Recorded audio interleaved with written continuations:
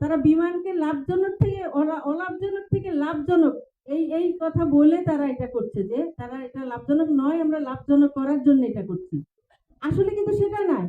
বাংলাদেশ থেকে যদি দুর্নীতি কমানো যায়, যারা টাকা পাচার করেছে লক্ষ লক্ষ কোটি টাকা, সেই টাকা ফেরত আনার ব্যবস্থা করছে, তারা করছে না, তারা সেইগুলো করছে না। তারা বলছে আমরা আগের সরকারের মতো করবো না। আপনারা দেখেছেন তারা বলছে যে আমাদের দলের এত নেতা কর্মীদের যে মামলা হয়েছে, বিভিন্ন রকম মামলা হয়েছে, মামলা তুলে নেওয়া হবে, কিন্তু কন্টিনিউ আজকের পর্যন্ত আমাদের নেতা কর্মীরা কিন্তু সেই আগের হাসিনা সরকারের মামলায় হাজিরা দিচ্ছে কোর্টে।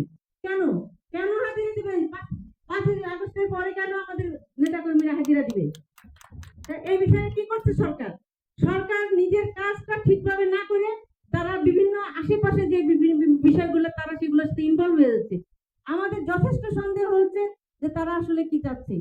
তাদের উচিত যে একটি সময়ের মধ্যে তাদের যে কাজ, সেই প্রয়োজনীয় সংস্কার করে তারা একটি নির্বাচন দিবে, এবং সংস্কার একটি নির্বাচন চলমান প্রক্রিয়া সংস্কার, সেই প্রক্রিয়াটা একদিন দুই দিন বা 2 দিনের বা 1 বছরের বিষয় না, এটা কন্টিনিউ চলতেই থাকবে।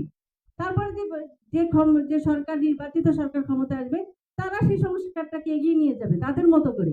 কিন্তু তারা সংস্কার বলে তারা নির্বাচন দিতে চাচ্ছে না, নির্বাচনে গড়িমসি করছে, বিভিন্ন ধরনের করছে, আবার যে কাজগুলো তাদের করার কথা তারা সেগুলো না করে তারা আর অন্যান্য ধরনের বিভিন্ন ধরনের কাজ করছে।